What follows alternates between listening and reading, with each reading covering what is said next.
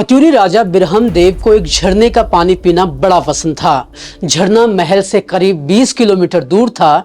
ऐसे में जब भी राजा को प्यास लगती तो झट से उसे उसी झरने का पानी निकालकर पिलाया जाता।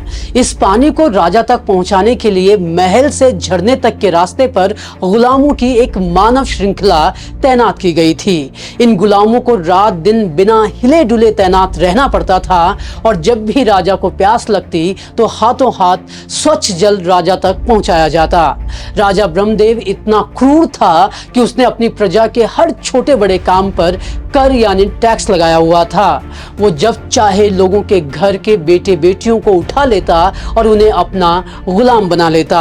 राजमहल से बाहर वो जहां भी जाता तो शाही डंडी में बैठ कर जाता और इस डर से कि कोई गुलाम उसे डंडी से पहाड़ के नीचे ना फेंक दे, इससे बचने का उसने सबसे क्रूर तरीका निकाला था। जिन भी दो गुलामों को डंडी में राजा को लेकर जाने की जिम्मेदारी मिलती तो उनके कंधों को छेद कर लोहे के कड़े डालकर उसमें डंडी के डंडों को फंसाया जाता। राजा को लगता था कि ऐसा करने से कोई भी गुलाम उसे गिराने की हिम्मत नहीं करेगा, क्योंकि इसमें खुद गुलाम भी मारे जाते। लेकिन कहते हैं ना कि जब अत्याचार की इंतहा होती है तो कोई ना कोई बागी खड़ा हो ही जाता है, और ऐसा ही राजा बिरहम देव के साथ भी हुआ। एक बार राजा को डंडी कंडी में लेकर जा रहे दोनों गुलाम डंडी समेत पहाड़ से नीचे कूद गए। इसमें उनकी तो मौत हुई ही और राजा बिरहम देव भी मारा गया, और इस तरह प्रजा को इस निरंकुश राजा के राज से मुक्ति मिली। और जब इसकी खबर बिरहम देव की मामी तिलोत्तमा को दी गई तो बताया गया, मामी तिले धारू बोला। गढ़वाल हो या कुमाऊं, दोनों ही जगह के गानों में तिले धारू बोला एक ऐसा मुखड़ा है जो सबसे ज्यादा इस्तेमाल किया जाता है। फिर गाना चाहे किसी वीर भड़ की गाथा हो, कोई प्रेम गीत हो या फिर औरत और पुरुष से जुड़ा कोई दुखद गीत हो, हर जगह तिले धारू बोला का इस्तेमाल काफी ज्यादा किया जाता है। लेकिन कभी आपने सोचा है कि हर दूसरे गाने में सुनाई देने वाला ये तिले धारू बोला का असल मतलब क्या है? आखिर क्यों बिरहम देव के मारे जाने की खबर तिलोत्तमा तक पहुंचाने पर कहा गया तिले धारू बोला? जिस तिले धारू बोला को आप गानों में सुनते हैं, इसका एक सिरा भगवान शिव से भी जुड़ता है तो दूसरी तरफ ये गढ़वाल की लक्ष्मीबाई कही जाने वाली तिल रोतेली से भी जोड़ा जाता है। गीत गाथा के इस एपिसोड में हम आपको तिले धारू बोला को लेकर प्रचलित अलग अलग परिभाषाएं बताएंगे, साथ ही तथ्यों के आधार पर बताने की कोशिश करेंगे कि ये ओरिजिनली कहां से और कैसे आया, और जानने की कोशिश करेंगे कि तिले धारू बोला का सटीक प्रमाण क्या है।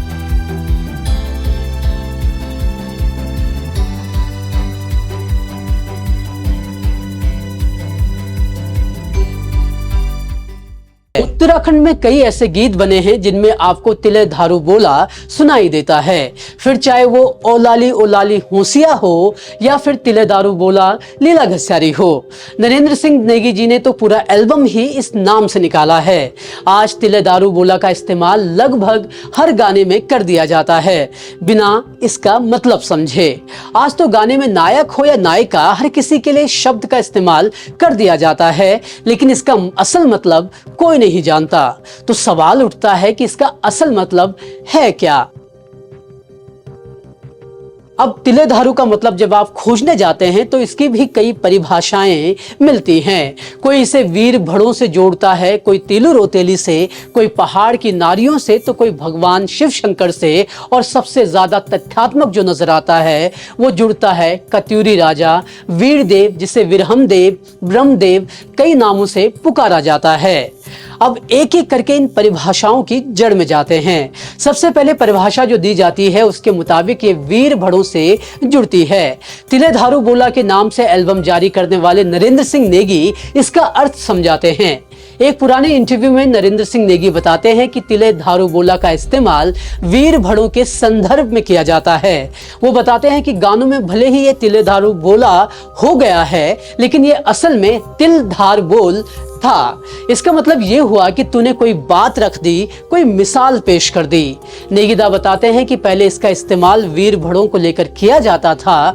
अक्सर जब वीर भड़ कोई पराक्रम का काम कराते या कोई मिसाल पेश करते तो उनकी प्रशंसा में तिल धार बोल कहा जाने लगा। लोक गायक देवराज रंगीला भी इस परिभाषा का समर्थन करते हैं, लेकिन कई हैं जो ऐसा नहीं मानते। काफल ट्री के लिए लिखे अपने लेख में भारतीय सैनिक विद्यालय में कार्यरत रहे भुवन चंद्र पंत इसे पहाड़ की नारियों से भी जोड़ते हैं। वो तर्क देते हैं कि उत्तराखंड की अर्थव्यवस्था में यहाँ की मेहनती नारी रीढ़ की हड्डी हैं।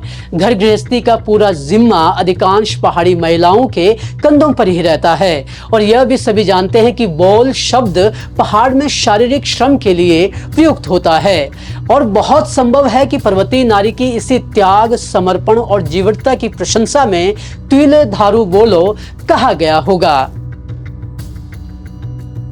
खैर, कुछ लोग इस बोल का कनेक्शन गढ़वाल की वीरांगना तिलु रोतेली से भी जोड़ते हैं। गढ़वाल की लक्ष्मीबाई कही जाने वाली तिलु रोतेली ने कत्यूरियों को गढ़वाल से भागने पर मजबूर किया था।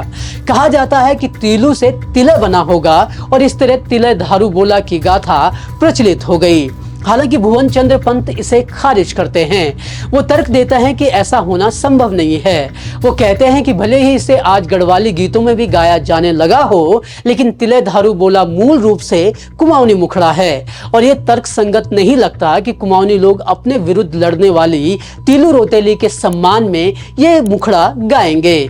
दूसरा तर्क वो देते हैं कि तिले शब्द ट्विले के अधिक निकट लगता है बजाय तिलु के।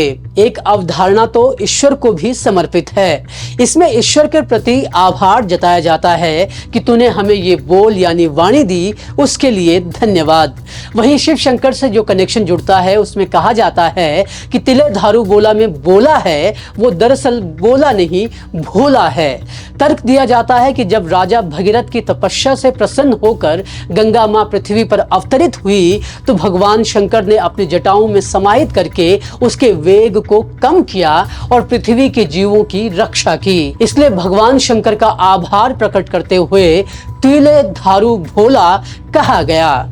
मान्यताओं के आधार पर देखेंगे तो तिले धारू बोला की जो भी परिभाषा गढ़ी गई है वो अपने अपने रूप में सही नजर आती है। हालांकि इनको कंफर्म करने के लिए कोई ऐतिहासिक प्रमाण बहुत मजबूत नहीं मिलते, लेकिन जिसको लेकर ऐतिहासिक प्रमाण मौजूद है और जिन प्रमाणों को इस शब्द की उत्पत्ति के सबसे करीब माना जाता है वो जुड़ती है कत्यूरी राजा वीरदेव से। शुरुआत में हमने जिस क्रूर राजा की कहानी आपको सुनाई उसे भी इस मुखड़े के बनने की वजह बताया जाता है और ये इसलिए भी ज्यादा सटीक नजर आता है क्योंकि इतिहास में इसका परिमाण है। राजा वीरदेव को कई ब्रह्मदेव के नाम से भी बुलाते हैं। एस ओखली अपनी किताब होली हिमालयाज में भी इस राजा का जिक्र करते हैं।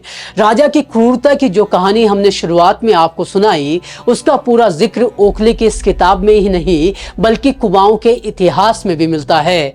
बद्री दत्त पांडे रचित कुमाऊं के इतिहास में तिले धारू बोला के बनने का जिक्र भी मिलता है। कुमाऊं के इतिहास के मुताबिक वीरदेव इतना क्रूर और व्यभिचारी हो चुका था कि उसने अपनी ही मामी रानी तिलोत्तमा से विवाह करना चाहा। बताया जाता है कि जब तिलोत्तमा ने इससे इनकार कर दिया तो वीरदेव ने प्रजा पर अत्याचार और बढ़ा दिए। ऐसे में प्रजा की खातिर तिलोत्तमा ने विवाह के लिए हामी भर दी। हालांकि राजा के इस कृत्य से प्रजा के बीच काफी ज्यादा रोष बढ़ चुका था। इस रोष की ही वजह से उन दो गुलामों ने वीरदेव को खाई में गिराकर मार डाला और इसमें वो खुद भी मारे गए। कहा जाता है कि जब वीरदेव के मारे जाने की बात सामने आई तो लोग रानी तिलोत्तमा के पास गए और कहा कि मामी तिले धारू बोला।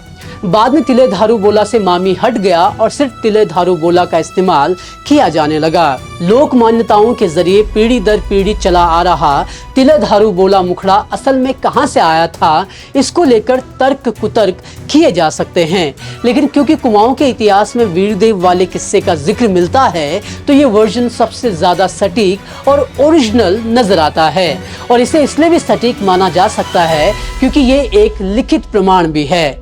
हालांकि आज के गायक और गायिका इस मुखड़े का इस्तेमाल बिना कुछ सोचे समझे जहां चाहे वहां कर लेते हैं। अब इस टर्म के बनने की इन सब कहानियों पर भी अगर भरोसा ना किया जाए तो इतना तय है कि ये मुखड़ा कहीं ना कहीं किसी के पराक्रम और उसके काम को दर्शाने के लिए इस्तेमाल किया जाता रहा होगा।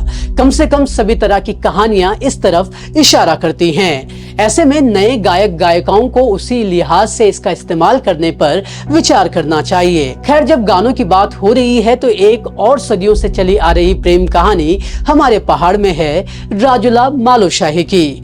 अब राजुला मालुशाही की असली कहानी क्या है, इसका ओरिजिनल वर्जन क्या था, इस पर डिटेल में देखिए हमारी ये रिपोर्ट, जहां हमने इतिहास की तह में जाकर राजुला मालुशाही का नियर टू ओरिजिनल वर्जन खोज निकाला है। जरूर देखिएगा ये रिपोर्ट, और अगर गीत गाथा का ये एपिसोड आपको पसंद आया हो तो इसे लाइक शेयर जरूर करें और साथ ही चैनल को सब्सक्राइब करना ना भूलें। धन्यवाद।